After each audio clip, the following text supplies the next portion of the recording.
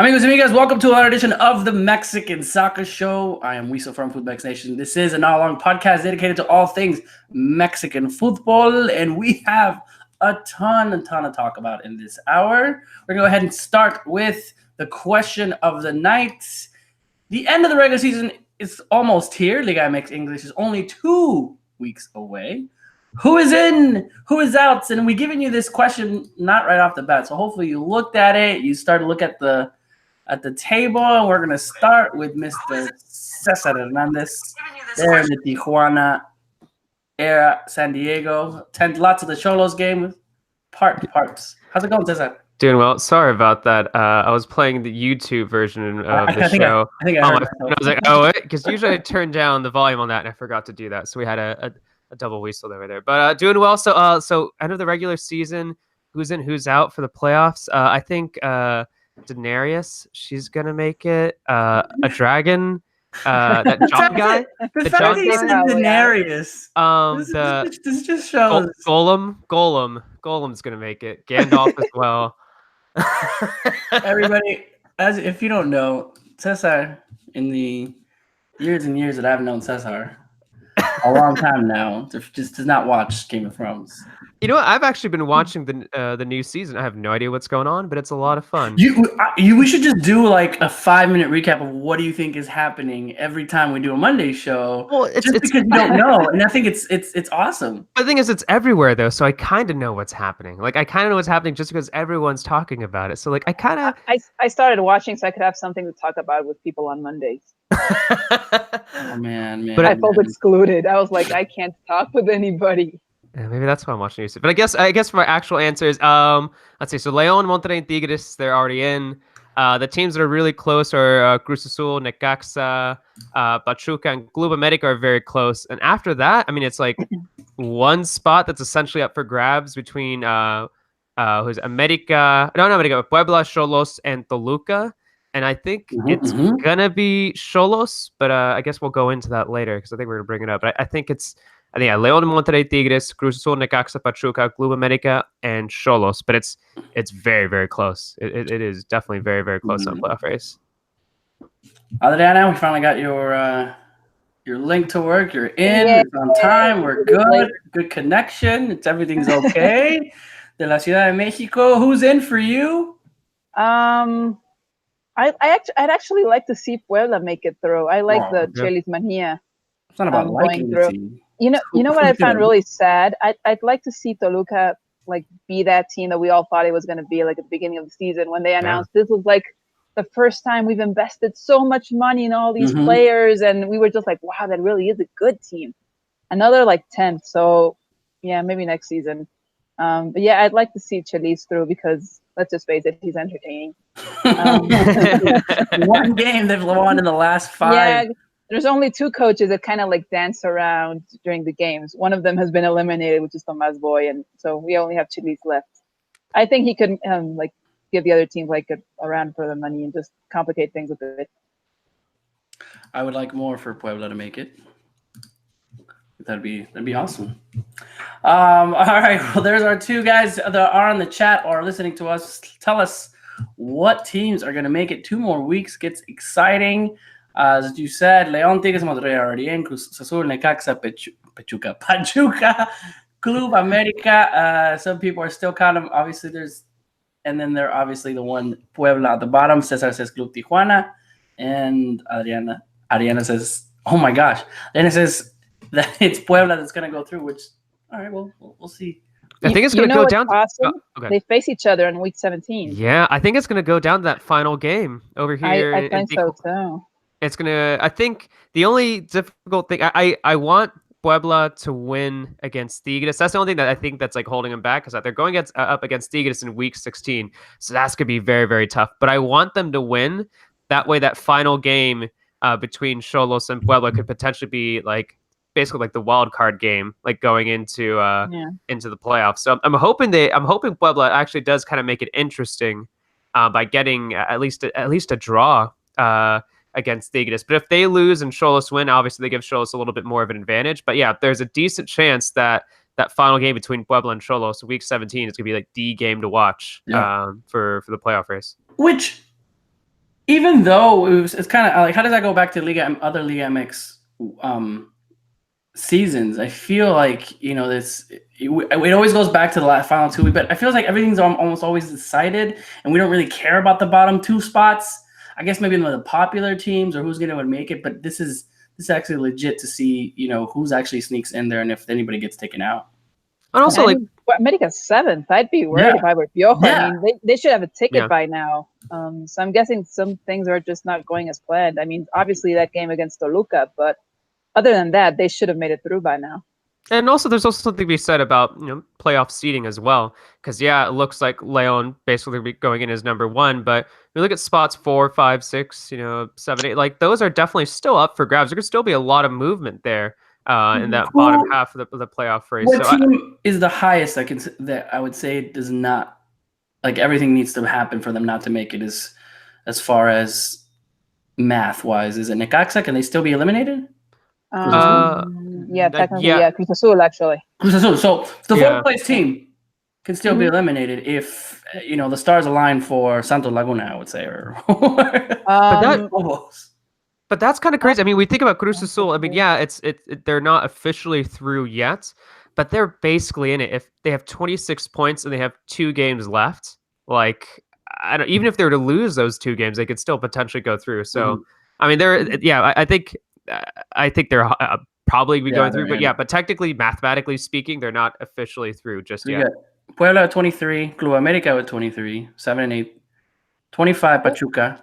Necaxa. I thought America and Puebla would have the same points at this stage. I mean, that's so odd. And with America, that's why that recent loss, actually even the recent loss, the last 3 games, because they're winless in the last 3. Loss. Yeah, exactly. They could have wrapped this up. They could have already had a spot set in the playoffs.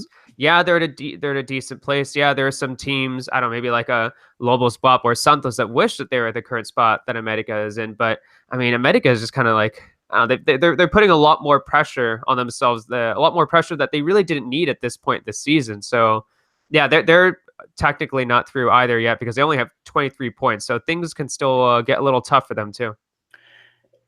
And it looked like that win in what was it, match 12 against Tigres, right? Beating 3-0. I even called it America's the best team right now. I mean, I have them as the champions for the Liguilla, but then after that, lose to Tijuana, Xolos, ties Cruz Azul, and then it's panic mode, losing to Toluca in the way that they did, and now they go against the Santos, who also is trying to sneak in, and it doesn't get any better for them. I would say Veracruz, but you lose another game like this, and there's some variable points. You have to beat Veracruz and then hoping for something else to happen. That's the America that we saw 3 weeks ago that beat Tigres. Yeah, and then I think it's important you bring up that they're going up against Santos because once again, Santos, it's highly, highly unlikely that they're going to qualify for playoffs. But they're still in the running though. They still have what? Let's see, 19 points. Yeah, so they're still definitely in the running for this. So I think Santos are definitely going to give it their all. And of course, against a team like America, I mean, everyone loves to get a win against a big squad, a big team like America. So of course, I think Santos are definitely going to be up for it. So I think that's definitely going to be a very good game as well. That's crazy. America has had like tons of injuries, so I think that's also something that Piojo has kind of missed out on the season. I mean, he hasn't had like Oribe Peralta the entire season. I kind of even struggled to remember if he even played it like in January or such. He actually complained about Jeremy Menez today. He said he's just not showing the attitude that we need for me to consider him in the starting lineup. So that's another player you're missing out with the forwards. And then, it's kind of been like a regular throughout the entire season. But yeah, I think it all came downhill after they won the cup. So apparently you shouldn't win the cup if you want to make it easily through to the Liguilla or something. Cruz Azul would know. All right. Well, I mean, we'll continue to talk about Liga MX in the first block. We'll jump into some CIS-LL fever. Get the final preview to see who these guys are going to take and what's going to happen. And we'll chat a little bit about Mexicans abroad. No more Champions League for any of the Mexicans abroad, but it's still positive on everything that happened. So let's kind of jump in. Like we said, 2 weeks away. Liguilla is almost here. Kind of now panic mode for you Americanistas. I would think, especially in the like we said, last 3 games, from how the high, and I definitely changed my opinion now watching them, and seeing that it could possibly lose out on the playoffs. And but let's talk about what are the news here at Liga MX for you guys.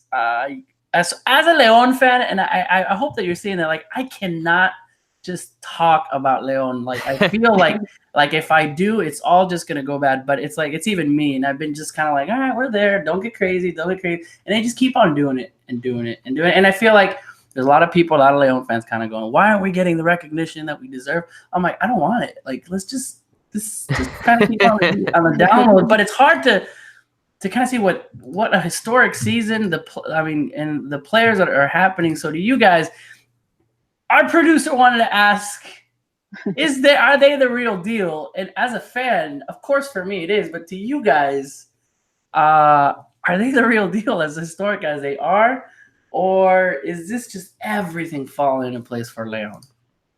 I think they're the real deal. Is it fair to say that they're the real deal, but I don't think they're going to win the championship? Because I think that's what's going to happen. It is Liga MX, because you can have an amazing season, and it's not any. So can you still have a great team and an amazing season without winning? In Liga MX, I feel you can. And there's a statistic in the world that's someone came out and somebody retweeted, I know, from all of us, that Liga MX has the most winners since the 2000s compared to any league in the world. No, that's what makes it so appealing, is that parity. That parity. That's what makes it so appealing. And with Leon, they have 12 consecutive. Yeah, but with Leon, the only thing that it's strange, even though it is unpredictable, one thing that has been very predictable is Leon getting wins, 12 consecutive wins. Another thing that's very predictable about Leon or Liga MX is Angel Mena doing very well. He finished with, I think, another set of goals over the weekend. That's now 14 goals and 9 assists.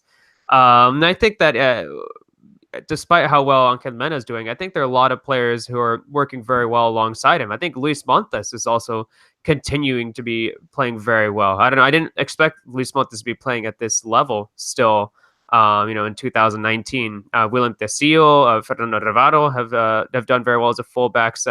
Jose Ivan Rodriguez, he's also been doing very well. So I've been very impressed by Leon, but I think once again, I think it's going to build up to them going in strong in the Liguilla, but I can't see them getting a win against Monterrey Tigres over 2 legs. I think that's what makes it so difficult. Is if it was just a one-off game, maybe I can see them going through, but I don't know. Just Monterrey Tigres is just they're way too packed, way too stacked when it comes to talent and when it comes to depth in those squads. So I think I would be surprised if Leon makes it to the final, but I think they would probably lose to one of those teams in the final. I think they're the real deal. So I was actually thinking if this is probably the best version we've seen of Leon ever since Matosas. Wow, and I remember Javier Torrente was kind of exciting for a while. I actually remember he had this good luck T-shirt we were all joking about, and then he switched it, and it was like the end of Javier Torrente with Leon. But I think it's been probably the most exciting since the Matosas era. And that was an amazing team. That was like the base of the national team afterwards, like in 2014. I think it's really exciting. You do have to start to consider, for instance, they won't have Macias for the Liguilla. He's going to be away with the U20 national team. So that's going to be something that's a really, really tough loss for Ambriz. And he knows about it. He actually said he was starting to switch around some positions and starting to try out some other players because he knows he's not going to have him for the Liguilla. So that might change things up a bit for Leon as well. I'm not quite sure if Tigres could beat them. I think Monterrey, I know Monterrey is third place and Tigres is second, but somehow I think Monterrey has had a stronger season. I see them perform a lot better than Tigres. And they're going to hold on to Jonathan Gonzalez, apparently. Oh, yeah, that sucks, doesn't it? Does it? I think it does. I'd like for him. He's not even starting with Monterrey. Why keep him? Yeah, exactly. Did he even start over the weekend? So let's kind of go into that, because you guys kind of brought it up. So it's him not saying he doesn't want the team not giving him. The team isn't giving him. And you're allowed? I think I really thought it's a FIFA tournament. You can't not say no to the national team that calls you in order for you to be a part of it. That's why they're angry. Actually, there's a press conference tomorrow with the U17 coach, Marco Antonio Ruiz, and the U20 coach, Diego Ramirez.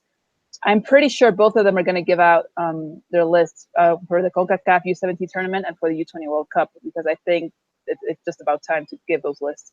Yeah. So he'll probably explain, maybe, hopefully, what's going on with Jonathan Gonzalez. But yeah, the thing is, apparently Monterrey doesn't want to loan him, which is ridiculous. I mean, this is a guy that switched teams last year, hasn't gotten a really good chance with the senior team, but that's okay. I mean, he could still be called up to U20. And why the hell wouldn't you allow your player to just come back for, I don't know, the off season after having a good World Cup? I mean, that's beyond me. I something doesn't add up.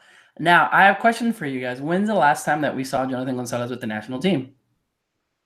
Friendlies, I think. Was it last October? There was a friendly last year or something where he was on. Okay. And then wasn't there some still kind of talks of him thinking about joining the US? If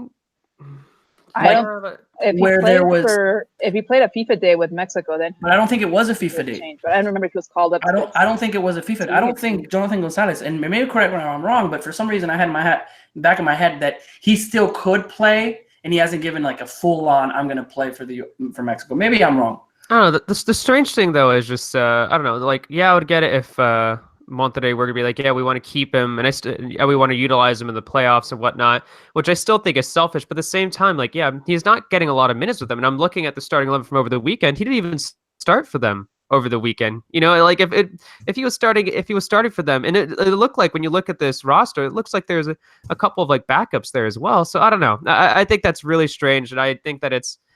I don't know if it's as deep as saying that maybe there's something wrong, maybe there's something behind the scenes at the federation. I'm not entirely sure, but I'm more so bothered that just it feels like a selfish move from Monterrey. And I get that, yeah, they're just watching out for their own interest, but this would be such a good opportunity for Jonathan Gonzalez. You know, he would potentially be, not even potentially, he would be one of the leaders of that U20 squad. Him and Diego Lainez would easily be the leaders on this U20 squad. So I think it's really sad, actually. Like I really wish he would have gotten an opportunity there.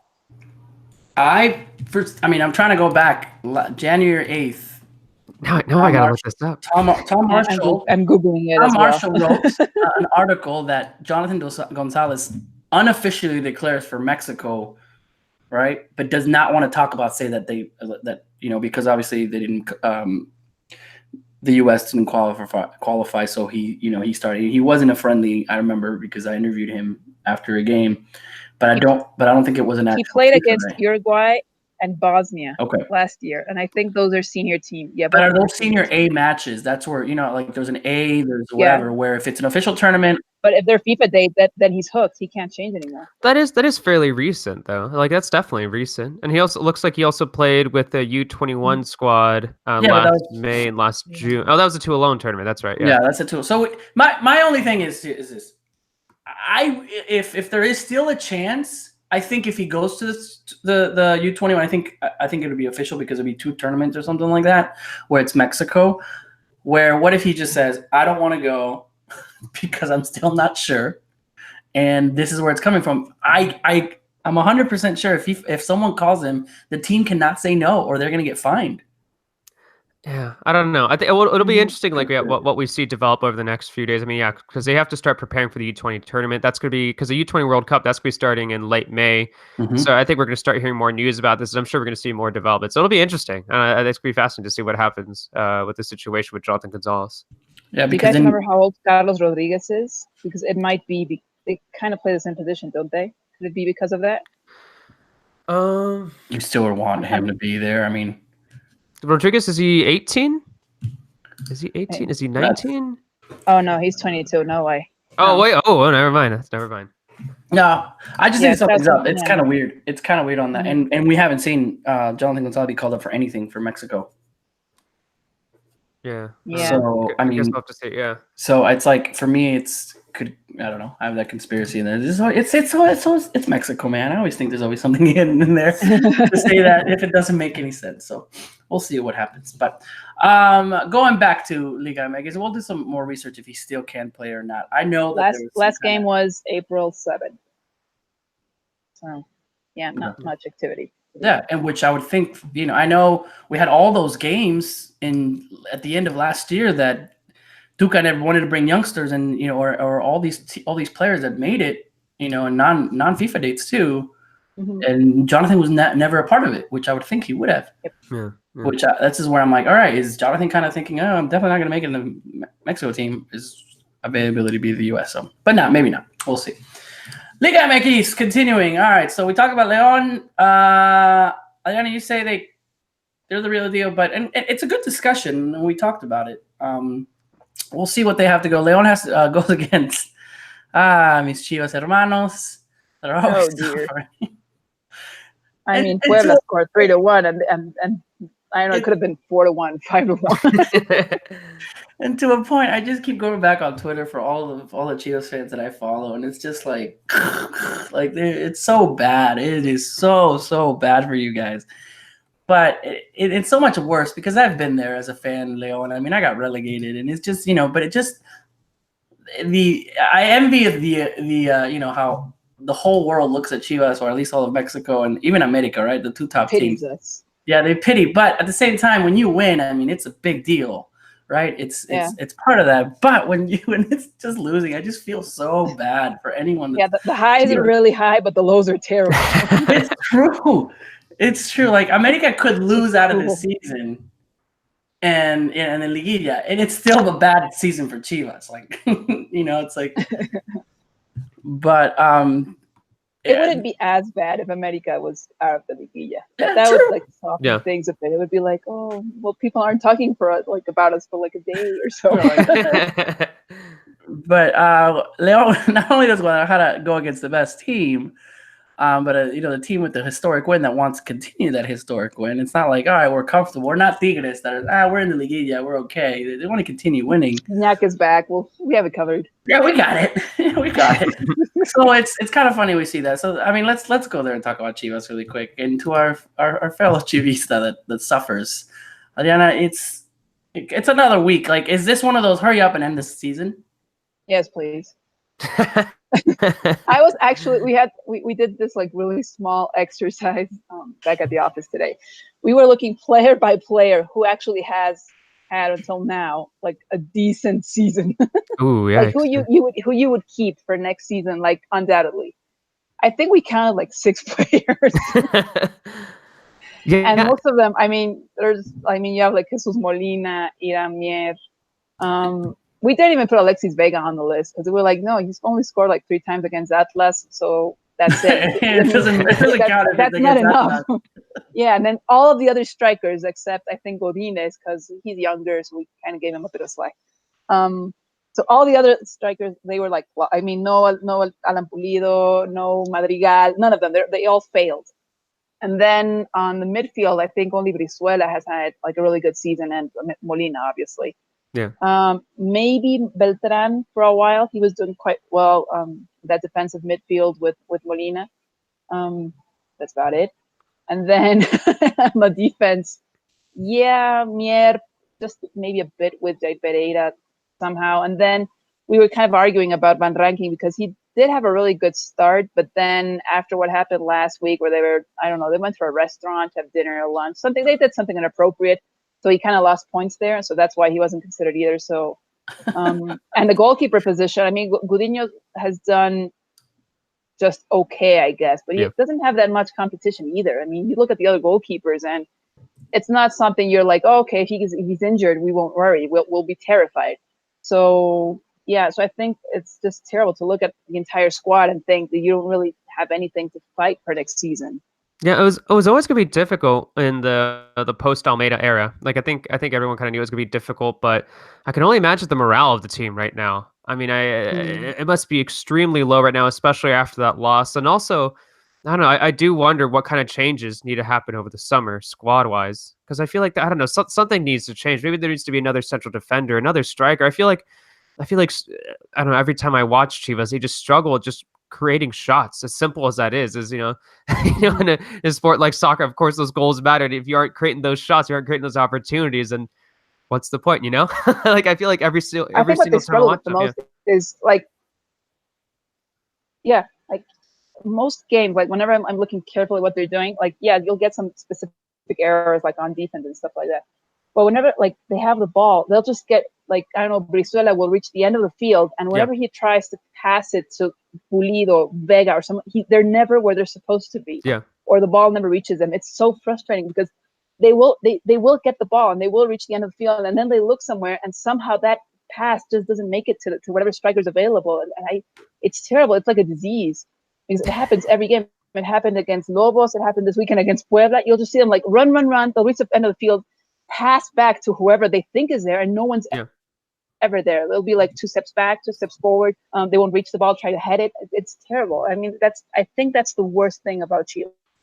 Yeah, and you really do worry for them going forward, and like we have it on the show notes right here. But they're gonna be part of the relegation race like next season. That's 100% true. They're gonna have to start collecting points, and then you look at the leadership on the sidelines. You think, is Tomas Boy the right answer? And I think if you ask most Chivas fans, they're gonna say no. He is 100% not the right answer for this team. Yeah, he has a lot of experience. Yeah, that's. I mean, yeah, I think that's that's. I mean, I think we can all agree maybe he isn't the best choice. He's just the choice that was available to end the season, sadly, which is terrible for Chivas. I mean, you just can't do that to get a coach for 4 games. But then you look and you're like, okay, you could take a risk just like you did with Almeida and bring someone in that doesn't know the league, doesn't know Vergara, doesn't know Higuera, doesn't know all these like different things that Chivas has to go through, all the all-Mexican squad, stuff like that. And then you're like, okay, so we need someone that actually knows the league. And you're like, really? Who? I mean, I could only think of Mohamed. And I think he isn't too keen on getting that coaching position unless he can go to Cruz Azul. Yeah. That's like the only reason I think he might go to Chivas. But other than that, you're like, I don't know, you start looking at names and you're like, no, like Sergio Bueno, no, obviously not. Tena, no. I mean, it's like these really like coaches that I think have like ended their era with Liga MX. I really wouldn't like them to come back to coach again because I think they did what they could years ago. But there really isn't any choices. I mean, and then you start looking at how to build up the squad for next season, and you think of the striker position, and there isn't anybody. I mean, this is a consequence of Chivas neglecting their youth system, and also the other teams just kind of using the 10-8 and 9-9 foreign player roles just way too much. No, they're gonna sign Chicharito and everything's gonna be okay, right? That's what's gonna happen. I've heard that so many times. I think we're like really rooting for that. I wouldn't like that. I really do think he'll go to MLS. But so many people start saying that, like, oh, we should just go for Fabian and like offer him like tons of money, despite he just joined MLS, and we should just go like for Chicharito. And I can't believe we actually think that's the best choice right now. But but there really isn't anybody. I mean, you can't think. I mean, you have Macias. Macias is actually owned by Chivas still. No, but he has a year loan, so I don't think they'll let him go. And no, I know. So I'd actually like for him to stay at León. I think he's doing pretty well there. But yeah, there's nobody else. Well, I just got a little text that from a friend just watching the show, and he goes, "Oh, you think Chivas fans are bad?" He's an Atlas fan. He's like, "Hold my beer." 68 years, I think, anniversary this weekend of their last championship. So and Rafa Marquez is rumored to leave at the end of the season. Yeah. You know, Atlas are actually doing better than Chivas this season. I think they have 1 more point more than Chivas right now. So technically, damn it, we can't even get that right.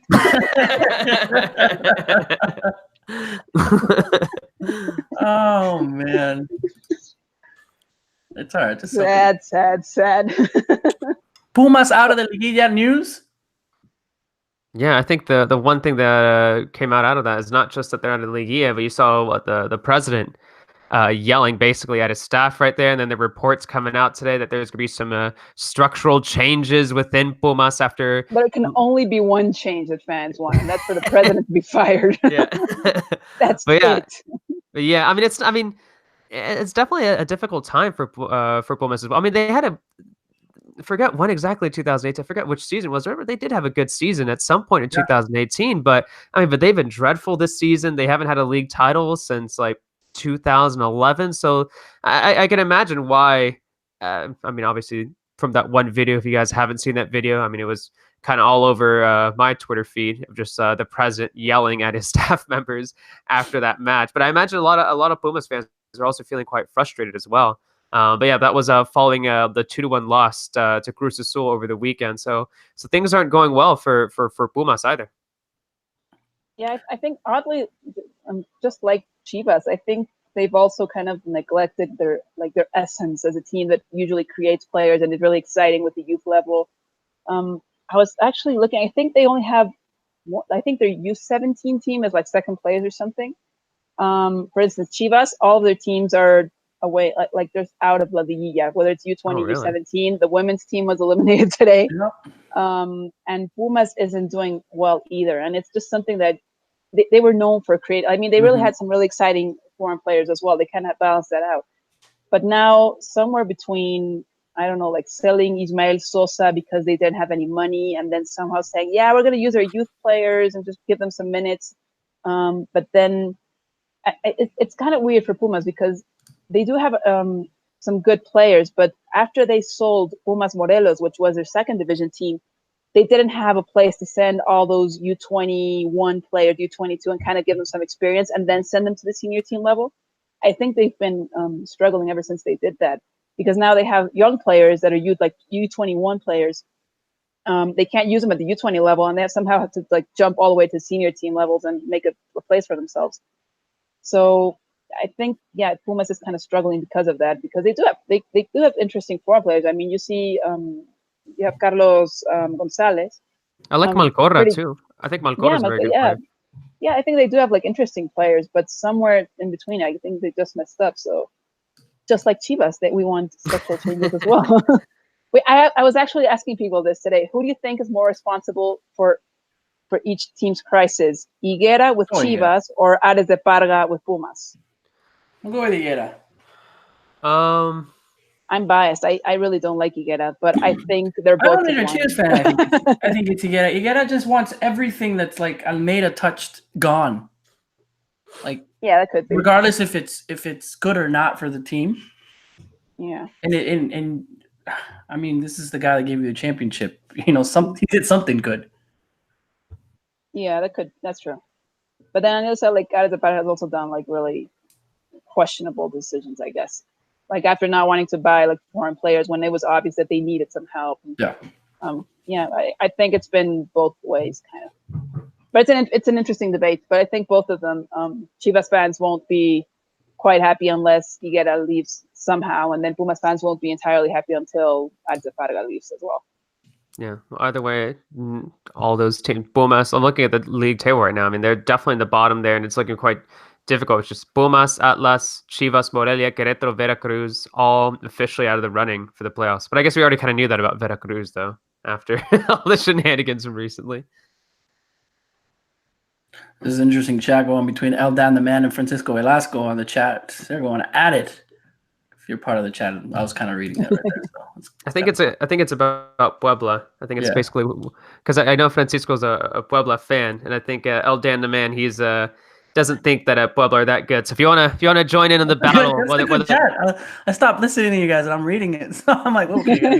Back thanks, Wiso. Sorry, I gotta get back on the show. All right, Liga MX 2 weeks. Kind of went through a little rundown too. Anything else on Liga MX? Tigres tied. Morelia. I feel like Tigres all of a sudden they don't turn it on until week 3 and they turn it off at week 15. So there's really no conclusion that you can do anything with Tigres on any wins or losses until they're in the Liguilla. Yeah, so, I think we talked about America for a second when we were talking about the top 8, but I think that was definitely. I caught the second half of that game, and I was looking at some of the stats. They had like 27 shots in that game, and it looked like every time I saw Henry Martin, it looked like he was struggling up top there. And I remember specifically at one point in the game too. I think like America had like 5 shots, like genuinely like 5 shots inside the box in about 10 seconds. They just couldn't find the back of the net there. So, I mean, at the same time, I know you can't take the Luka lightly. I mean, they're doing quite well recently. They've been pushing up that league table, and it looks like they could potentially qualify for the Liguilla. So yeah, they shouldn't be taking them lightly. But once again, just America really shooting themselves in the foot when they should have already basically secured a spot in the playoffs, and there are no guarantees for them just yet that they'll be within the top 8 right now. So yeah, that must be a very, very difficult, frustrating time for America fans. I'm so sad because I I was doing my predictions every week, and I was like, yeah, Toluca's going to beat whoever. This Toluca is really strong. I mean, they made this historical investment. They have really awesome players, and they would lose, they would lose, they would lose. And now they suddenly all of a sudden start winning or start showing a lot more attractive style and better performances and everything. And I'm like, damn, it still couldn't. It could still not be enough, and they could just miss out on the Liguilla after making this huge announcement that we've never invested this much money on new players. So I just feel bad because I think it's too little, too late for them. Because even if the Luca they can get wins over Pumas, they can get wins over Lobos WAP. Those are the teams they have yet to face. If I remember correctly. Yeah. But the issue there is that you also have to assume that Puebla and Xolos are going to slip up next week. Yeah, there's a potential for them to both slip up. Both have been shown their signs of inconsistencies, but it's just I don't think both are going to slip up next week. Even if Puebla loses against Tigres, which I expect, I don't expect Xolos to lose. So, and then at the very end, they both play against each other. So I think it's ultimately going to come down to Puebla or Xolos. And I don't know. It's just too little, too late for Toluca, and they're genuinely one of the worst teams in the league, if not the worst team in the league, about 2 months ago. And it's just you got to admire them for what they've done and the progress they've made, but that's also progress that they've made in a very short Liga MX season. If this was an actual year-long tournament, we'd be having a different conversation. But it's Liga MX. You have such a short window of space, to try to qualify for the playoffs. And if you have a bad run of form for about 8, 9, or 10 games, then I mean that could almost be it for you, no matter how well you do in the second half of the season. I think it's gonna get to the wire. I'm going with Puebla because I really don't want Xolos to make it in the 8th spot, and then Leon versus Xolos. I think it'd be kind of fun. I'm gonna throw that out there. Let's make it easy right there. The CONCACAF Champions League final will be decided in this weekend. It's 2 legs, and boy, oh boy, are we in for a treat. 2019 final is the Clásico Regio between Mexican rivals Tigres and Monterrey. So it's going to get Monterrey. Just beat them already. And we'll see that first Tuesday, April 23rd. It starts on the Eastern, 2:45 Eastern, in Estadio Universitario, Univision Deportes, or if you like to stream it on football. So let's get talking. Let's hear your prediction and what is gonna happen. Is it fair to say that I just don't know? I genuinely don't know with this series. If it was a one-off game, I don't know because it depends where. Yeah. There's a curse in the Monterrey Stadium. They're like the Cruz Azul of the North now.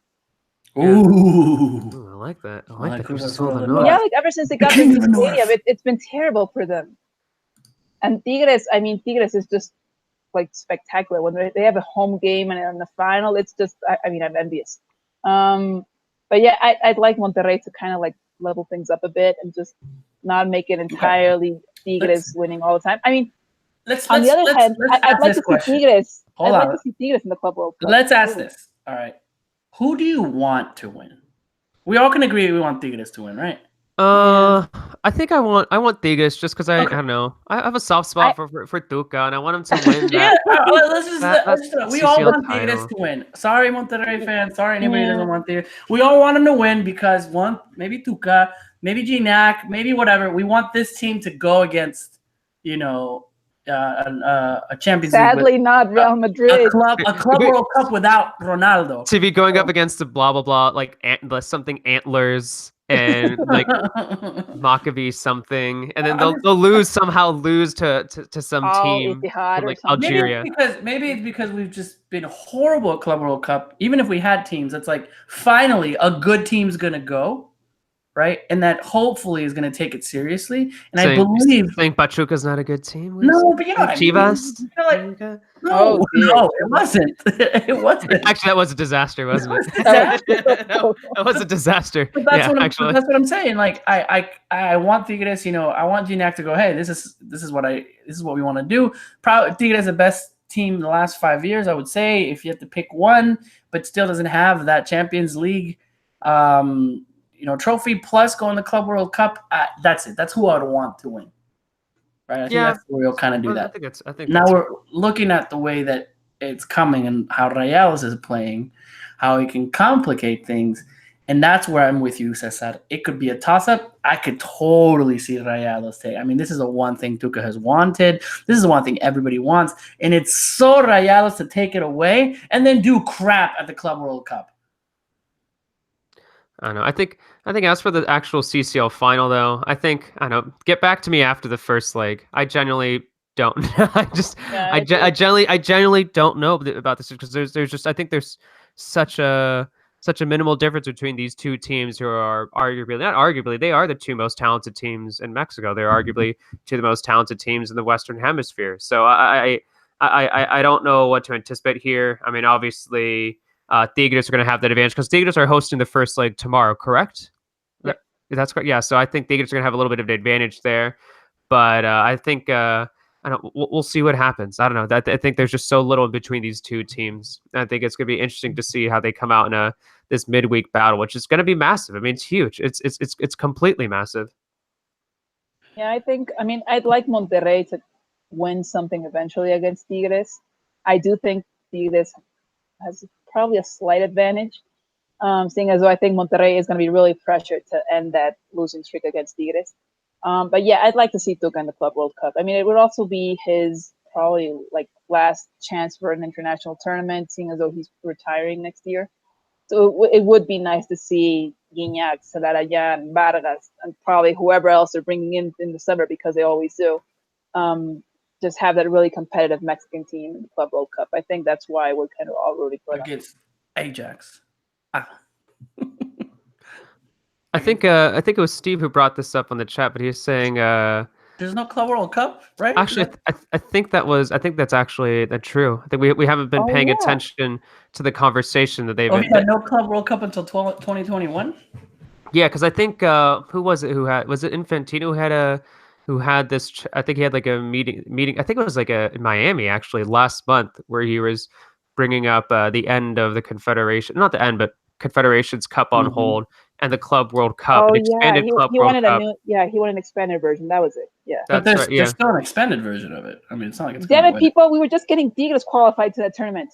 I mean, we'll see what the rule. No, actually, I guess at that point, they wouldn't have like the winners of the 2019. It would be everybody. It'd be like another team. I mean, Jürgen Damm will probably still be there. I know, but still, I think. I mean, honestly, I think yeah, it'd be cool if they could somehow go to the Club World Cup. I think the big thing for me is just Tuca winning that CCL title. I think having Tuca win something like that, I think is like massive because we've seen like the problems that Tigres have had.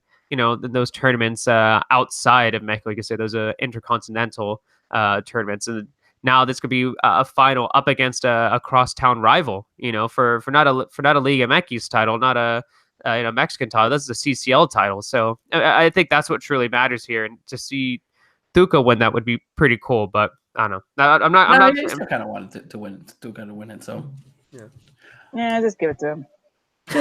Just give it to him. You know what? Oh yeah, they're skipping 19 and 20. Oh, we're going back into the world to the Libertadores. So yeah, whatever. It was like the Club World Cup. I don't know. You like wake up at 5 a.m. and be like, is this worth it? What am I doing with my life? I thought I was gonna become a social worker. I thought I was gonna be and get like the weekends off. What am I doing with my life? Waking up at Saturday at 5 a.m. to watch these games. Interesting enough. MLS failed to make it. The one time I'm counting for MLS to make it to a final. So it'd be interesting what happens. All right. Mexicans abroad. Porto eliminated from the Champions League. 6-1. It's like they snuck in, and they were like, well, maybe they kind of have a chance, but I thought they did. But then reality kicked in. And it's like, I mean, I don't think anyone really anticipated them beating Liverpool. I didn't expect that. And actually, I was in that second leg, I was really impressed by Tecatito. I thought Tecatito had a fantastic game against Liverpool. I thought he was really unlucky. Tecatito injured. Yeah, in quotes. Oh, that again, yeah. I thought Tecatito, especially I don't know. I was very impressed because in that first game they asked him to do a little bit more defensive work. He was essentially playing as a wing back. He was actually in that second half. He was essentially a right back. Tecatito, who's essentially he's close to my height, being forced to defend against Liverpool attackers. And in that second leg, I thought that he was kind of making those Liverpool fullbacks look kind of foolish. And I think that he was really unlucky to not get an assist. So I was actually pretty impressed with the knowledge, not the knowledge, but just with the assumption that Porto were not going to get through. I was actually pretty happy with, at least from a Mexicans abroad perspective, of how Tecatito did. Herrera, it's a different situation, didn't really step up at that second leg, and he was suspended for the first leg. But no, I'm proud of Thinking Tecatito. about Atletico already. Yeah, exactly. Yeah. He's kind of distracted. Any news with that? Like, is it for sure? Some people not calling it. Everyone called it. Yeah.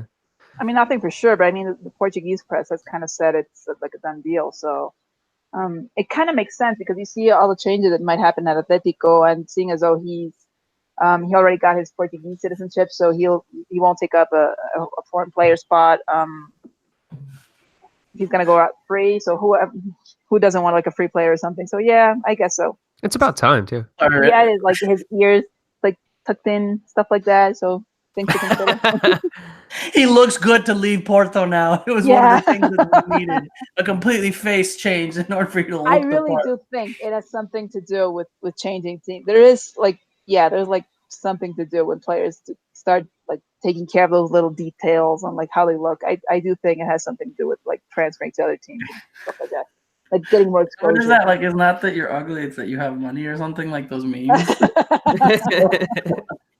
Really quick, I'm sorry, and I'm laughing so hard because I love reading in the chat, and it's like Escolac said, if Chivas can win the CONCACAF Champions League, so can MLS. It's like, step up. That's the quote of today's show. If Chivas can win the CCL, how come MLS hasn't been able to win it? That is just hilarious. All right. Back to Ache. Yeah. I mean, it's kind of funny when he's going. So we kind of been waiting. It feels like just Porto. It's like we want these players there, but we want them to leave already. That's like, come on, when can we do this? Well, the issue too with Porto is that, like, I think I've talked about this in different episodes, but yeah, I mean, when you look at the Portuguese league, it's not the EPL, it's not La Liga, it's not the Bundesliga, it's not Serie A. Obviously it's not the biggest competition for the Mexicans abroad. But then again, like when you look at the teams that have the Mexicans abroad that do the best in the Champions League in recent years, it's Porto. I mean, they make it out of the group stage, they tend to do well. So you're like, at the end of the day, just like, wow. So I guess, I mean, it's still quite good to be sending good players out there. And maybe if Tecatito renewed his contract with the team, so who knows? Maybe he does end up eventually leaving, and another team purchases him, or maybe this means that he's quite comfortable in Porto and wants to stick around. But I don't know. I'm not too bothered with Tecatito sticking around, because that still means that he's be getting Champions League minutes, and if recent trends continue, that he's going to continue getting knockout round minutes too. So it's not the worst thing. Yeah, you want to see him play in bigger leagues, but at the same time, I mean, Porto, they tend to do quite well in the Champions League, considering that they're playing in Portugal. I just feel like it's too much Porto. Like, all right, if you're doing really well, it's a trampoline league. Like, you got to keep going. But we also have we also have to notice that maybe it's hard. It's not like, oh, he's got all the talent, he can go around 5 guys. Like, you still got to, maybe he's exactly where he needs to be, and hopefully it's playing, and then he can come back to the national team. So we'll do that. Anybody who plays Football Manager knows how difficult it is to try to bring all those Mexicans onto like one team, just make those transfers happen. Continue with our Mexicans abroad, Mr. Carlos Vela, a guy that you can't say more or anything less than this guy. Is doing everything that he could be doing, that a person in his caliber is doing at MLS. 10 goals in 9 matches, having an amazing season, one of the best seasons already, I think, compared to anybody in the MLS, and how many games that he's had this season. Titi Henry is on there. Just amazing, and just having fun. Love watching the guy. I'm tuning in to more LAFC games than I've ever had before. It's hard not to become a fan of that team and how much fun they're having. The atmosphere is fantastic. If anybody in Southern California wants to go check out a game, like I knew about the 32-52, and I knew about the fans. Like, all right, maybe this will be fun. But like, I don't know, man. I got a little hooked, and I got a little like I like once I went to that game earlier this season, and like I really fed off the energy. Like I know sometimes you go to some Liga MX games, like with Xolos sometimes. Like, yeah, like the atmosphere is a lot of fun, but there's some times where it's just like, I don't know, maybe people kind of take for granted that they're able to watch Liga MX game. But like when I went to go watch LAFC, like it felt like everybody in the stadium was amped. It felt like everyone was like really, really excited. It was, I don't know, I thought it was a lot of fun. And of course, when you have someone like Carlos Vela, who's just killing it. Because once again, I think the important thing about Carlos Vela is that, I mean, say what you will about Major League Soccer, but it's like an anti-Gio situation. Yeah, like he could have easily just kind of like hung out, gone to watch like the Lakers every day essentially, or watch them not qualify for the playoffs. He probably does, but he's still having a good. He's a Miami fan. That's true. I think he just likes LeBron. I think he just likes LeBron. But you know what? I'm gonna ask him. That's it. The next time. I think he is just like a LeBron fan. But he could have just like kicked back and just like hung out, you know, like because I mean potentially I would have done that. I don't know, but like, but he's I don't know. This is like the hardest student work in quite some time. And he's clearly having a good time out there too. So it'll be interesting because like maybe I mean if they do well and if they do qualify for the CONCACAF Champions League, maybe someone like an LAFC who are the most dominant team in Major League Soccer, maybe they could finally be that team that takes the MLS to that next level, who finally win that CCL title. I think it's possible because like when you watch LAFC, they're very good. I mean, if any Liga MX fans, you know, if they aren't convinced by Major League Soccer, and I understand why you're not convinced by it, like I definitely recommend watching LAFC because I don't know, they definitely pack a punch and they're a lot of fun to watch. CONCACAF is drooling over the possibility of like an LAFC versus America or Cruz and you know, normally you kind of go like you want the Mexican team to win, but it'd be kind of cool if, you know, Vela wins something. Obviously, you know, Vela taking a step towards MLS and all the crap he's given and people not, you know, liking MLS. And truly, MLS is not the greatest of leagues, whatever, that's been said. But even though, I mean, he's doing amazing and he's doing exactly what he's supposed to be doing. Like, if he wasn't doing this, then go ahead and tell, oh, Vela's just there just kicking the ball around and scoring a few goals. Go ahead and it was a bad decision. But you cannot, you know, go against him because he's doing exactly what he's supposed to be doing and he's doing an amazing job of it. So you got to give him credit for that, regardless if you think the league is bad. This is not only is he doing, you know, you should be proud of saying, hey, Carlos Vela is tearing it up. And if you're not, you're like, oh, it's MLS, everyone. I'm sorry. Who is tearing it up? You know, like the way he is. Wayne Rooney, and, you know, you're looking at the stars that are coming in.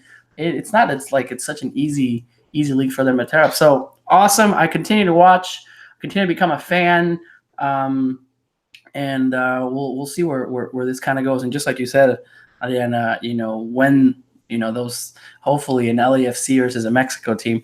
But this is where I think MLS just kind of crushes you. That's what I thought about Atlanta, and I'm like, all right, fine in Atlanta, you have a good team to go, and then you know, Monterrey. I don't know, just for the sake of the CCL, just to make it more exciting, because yeah, CCL once again, that can kind of feel like a Copa MX tournament for me sometimes. We're just like, like I don't really care. I'm excited about the CCL final because it is going to be, you know, a Clásico right there, and that does actually like make me quite excited. But if it was Monterrey against any other Liga MX side, if it was Tigres against any other Liga MX side, I'd be like, I don't know. That doesn't really excite me. I'm not gonna lie. It's just kind of dull. Like I guess it's good if you dislike Major League Soccer and you love Liga MX, then that's an ideal kind of situation for you. But as someone who just wants the competition to be more competitive, competitive, whatever. For someone who was looking for something a little bit more exciting, like I don't know, I really wish there'd be an MLS side that just wins it once, just so it can like really bother some Liga MX sides, because I would love to see that. I've always been that hopefully Mexican teams can make it far in competitions, right? So like if it's whoever wins, even though there's no more CCL as we got the notification, like whoever wins, hopefully they go far, regardless if it's a team I don't like. But it'd be funny to ask like Chivas fans if it's America versus LAFC in the CCL final. Like, do you want the Mexican team to win, or do you want America to lose and have, you know, Carlos Vela team go to or even the other way around. But America fans will always say Chivas, no way. Like I would never want them to win. It would be good for the Liga MX teams not to be like overconfident, because whenever you see the tournament, you're like, you see the Honduran team, you'll see El Salvador or whoever, and you're like, you just see the 4 Liga MX teams and you're like, yeah, those are the semifinals. So it would be great to see someone kind of like burst that bubble and just have a lot more competition and have one of those MLS teams come over and just kind of give them a hard time. I would appreciate that, because I do think sometimes Liga MX is a bit overconfident of its level. Or more So importantly, if someone, so Go if someone came in and kind of showed them how things could be, in case they just don't in case they don't start creating players, in case they just keep on buying foreign players that I don't know, they're just good names but not really good players and stuff like that. I do think I would appreciate it as a fan if they kind of like force Liga MX to just work a bit harder. Yeah, and I think on a deeper level, I think it'd be really, really exciting not to see not only an MLS team step up, but also just I don't know, to have some teams with like a Costa Rican side, like just dominating like Liga MX and MLS team. I know that's I mean normally you would think like, but I mean if you're looking at Saprissa just got trashed by Tigres with it's like either I mean MLS has gotten good, but Liga MX's teams have gotten a lot better too. So it's kind of hard. Yeah, it's only MLS I think this far. I mean, it's. I mean, that's not going to be happening anytime soon. But it's just, I don't know. Anytime any of those like Central American teams like make it to the knockout round, like that, those are the teams I'm rooting for. It's not the MLS or Liga MX side. And Indiana's got Mexicans, I think 3. Indiana does. I mean, those are genuinely the teams I root for. Landin, I think is there. Yeah, and Omar Arellano, I think. Pinita Arellano's there, and Arellano's doing really good supposedly. Was it Gerardo Lugo? I think Gerardo Lugo was the other one. Yeah. I think I'm looking at the results. I think Saprissa was the last non-Liga MX when it wasn't CCL. It was called. I think actually they made it to 3rd place in the not Champions League. Yeah, because I think it was not. That was a Champions Cup, right? That was a Champions Cup. Yeah. Necaxa is the one team that has made it like to the. I guess I think 3rd place of the Club World Cup. Yeah, the Club World Cup. Necaxa, and I think the second one is Saprissa. And then all the Mexican teams that have failed, but then we've all failed.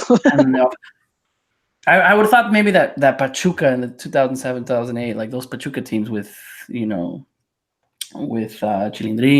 and Calero and all that. I thought that team would have do that one. That's Sudamericana. That was a fun team. Which kind of reminds me, now my memory wasn't Landon Donovan LA Galaxy versus Pachuca's Calero and. That team that won the Sudamericana, I think that was a CCL final, wasn't it? No, it was 2009 or 8. No. When there was penalty kicks, when Landon had to. Are you sure that wasn't the semis? Was it semis? Sure maybe it was the semis. I don't think when they had to it was like 19 penalty kicks or something. When it was Landon Donovan had to kick the penalty to go in to beat Pachuca, and Calero was like, no. I thought that was a CCL final, but maybe not. But that was interesting enough because I remember. I mean. Landon Donovan went in there, started kissing and it was like, man, if they take out, like this would be huge. And that was, I thought for some reason maybe it was a final, maybe not, but that was exciting to watch. And this is a time where I wasn't watching as much MLS or Liga MX. I believe that's 2007, 2008 because I remember the house that I was in, and I moved out of the house 2009. So we'll see. But that was fun. Those are the rivalries. Even back then, right? The Mexico-U.S. rivalry 2002 to 2010, where the U.S. had at least kept up. Well, and then it won't matter in the end when we have a MLS Liga MX Super League in 2024, and then that's probably why they're pushing it. They're like, let's just skip the group stage with all the American teams and just play each other. And it's gonna be interesting to be seeing the flights from Vancouver, to like Veracruz for like a regular season match, or just like. All right, guys. Well, as our producer says on our last notes, we are now done and we can now mentally prepare ourselves for the Battle of Winterfell. So yes. Who will die? That icy dude is gonna do well. The Iceman, Mr. Freeze. Elsa's boyfriend. The guy with the Bart Simpson like hairdo thing. Get ready, guys. A lot of people are gonna die. All right. Is he a real human? Is that what is he a real human? No, he's dead. He was He was the 13th commander of the Night's Watch. And he turned into the Night's King. It depends on if you're watching the book or Is he just really angry? He wants to lead his people too. People see there's two sides of it. You don't see it on his point of view. So he's trying to lead his people. Couldn't like just a dragon just go can't like a dragon just go over and like chomp him and then like war's done? No, apparently not. Dragons cannot cross the wall. Dragon, so now they're like Targaryens try doing it, and for some reason they get sick, and there's some kind of magic. They can't just go over the wall, and that's why the dragons are kind of weird right now. So okay, there's a lot of history, Cesar. All right, guys. Awesome. Thank you so much, Adriana, for coming on the show, and Mr. Cesar Hernandez. And thank you for hosting the last 2 weeks. I was out. Mr. Tom Marshall is out. Yo le puse ontas, no me contestó. He totally ghosted me. And then he replied and he said he's traveling all over Europe. Still managing to make some great articles. He wrote one on Chivas yesterday. So Tom Marshall will be back on Monday. Thank you so much for Amy for producing the show, giving us all the talking points and making it easier for me to host this show. Mr. Cesar catching my Xolos games and all that he does with the Xolos podcast and the Athletic, and Adriana there in Mexico City. Really quick, I always want to ask you, how did you become a Chivas fan, or has this always been like a family thing? I have a really weird family story. No one in my family actually sees soccer, so it's Oh, interesting. I started following, and then it was mostly when I started reporting, they sent me like months to Guadalajara, so I kind of like became a fan of the team because I was there so much. Okay. So that was mostly it. Yeah. There we go. See, my secret, I don't talk about it too much, is that I was born into it because my dad was from Guadalajara. So then I grew up as a Chivas fan, and now I just hate every Liga MX team. Yeah, and now like now my parents like they kind of see soccer and they kind of like see like I don't know the news or something, so they can actually ask me like, "Oh, we lost, right?" And I'm like, "Yeah," and that's about it. And so they kind of know something, so they can ask me like how your day was or something like that, and that's about it. I can't tell them anymore like, "Oh no, I can't believe why they put like Adam Pulido instead of Alex Vega." No, we just don't go that far. We're just like, yeah, we lost. I wonder That's how, it. like, if you take my family away from sports, I don't think we would have like a family. Like, it's like, what do we talk about? Like 90% of my like, bonding moments, my dad, are all about soccer. Like, I have nothing else. yeah, that's me and my dad. It's just like that's like 90% of the conversation I have with my dad is just about soccer. After that, I'm just like, oh, What's do up? I have to talk about work? Because that's soccer too, Dad. Like, Yeah, it's a weird family dynamic. Especially after I like got into the business and I don't know, I started playing actual soccer when I was like really like little kid. So Nice. yeah. I got the why are you playing soccer conversation. I was like, why don't you like go into like swimming? I was like, no. Yeah. All right, guys. There you go. Origins of where we are, why we're fans. Yeah. That's Adriana's. We'll go into every once a quarter. We'll see where the origins of why we're fans of the club we root for. Thanks again, and we'll be on here again, the Mexican Soccer Show. Just really quick, we are flirting with the idea, and I think it's actually going to happen, guys. These live shows that we're doing, they're getting a lot harder and harder. I guess we're the only ones doing Google Hangouts, but there's some technical difficulties that kind of come about. So we might in the future, and I think this is probably going to happen, go to a podcast type of format where we'll send it to you and give you guys on Monday better audio, and obviously produce a lot better. So just to let you know, that way you're not kind of thrown in there. I feel like we're the only ones on Google Hangouts. So I don't think anyone else uses them. But let us know if you have maybe or a better way. But we love being on here, and we'll continue to do them on Monday nights, whichever way, if it's podcast form or being live, or figure out a way to get you guys on the chat because it's hilarious listening to you guys. But just know the show's not going away. We're only trying to make it better. So we'll talk to you guys next week. Hopefully Mr. Tom Marshall will be there. Thanks again to everybody, and one special thanks again to Amy and all of you guys that are on the chat. Hasta la próxima.